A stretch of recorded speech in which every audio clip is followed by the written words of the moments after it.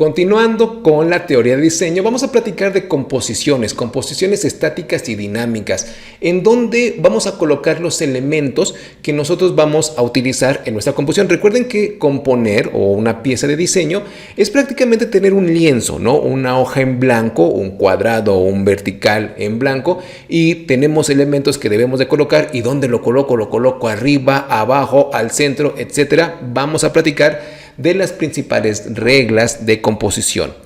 Nosotros podemos tener, en primer lugar, composiciones simétricas. Esa es una de las maneras más sencillas de componer.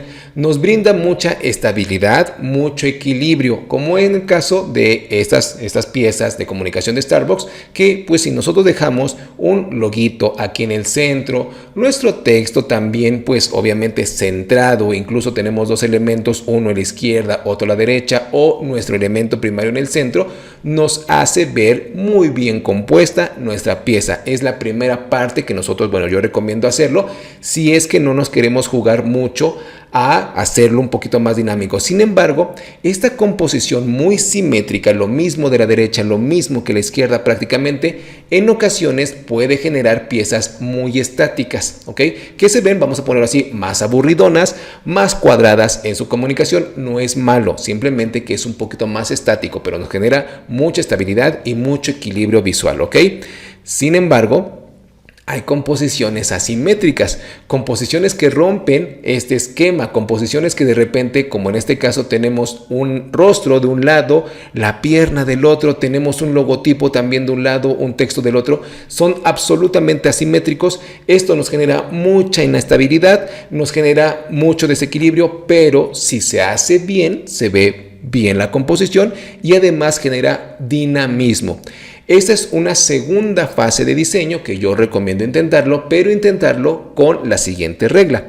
Intentarlo con la regla de los tercios. La regla de los tercios es una regla que se utiliza muchísimo en diseño, en fotografía, en composición, donde nosotros cualquier lugar en donde nos encontremos, cualquier cuestión que sea nuestro lienzo de trabajo, tenemos que dividirlo en tercios, simplemente dividirlo en 3 y nos van a dar líneas como esto, donde al momento de hacer el cruce de las líneas de horizontales y verticales, tenemos puntos focales, puntos de gran atención visual.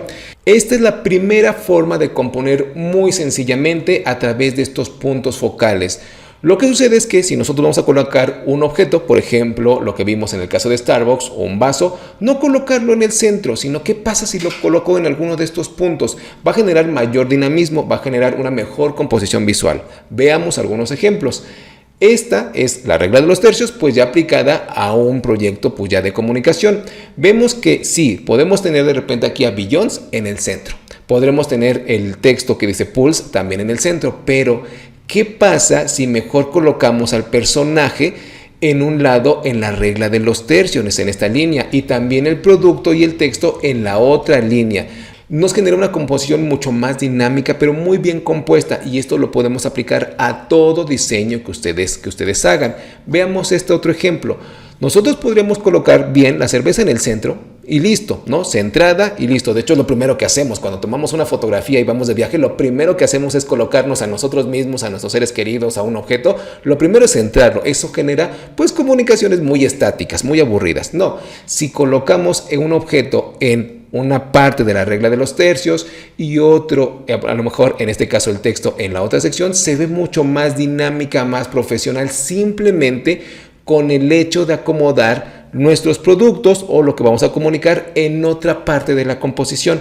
Esto nos ayuda tanto los elementos, vamos a ponerlo así en blanco, como los elementos de composición, e incluso hay una parte un poquito más avanzada donde nuestra vista baja por los elementos de composición, o el elemento, por ejemplo, de esta cerveza, se va hacia acá por la cuestión de este mismo objeto que te avienta la vista hacia nuestro texto. Todo eso hace que se vean composiciones muchísimo más profesionales, tan solo con el hecho de colocar los objetos o las piezas en una parte diferente. Es cierto, pueden hacer composiciones simétricas, pero también ahora ya saben cómo hacer composiciones a través de esta regla, la regla de los tercios.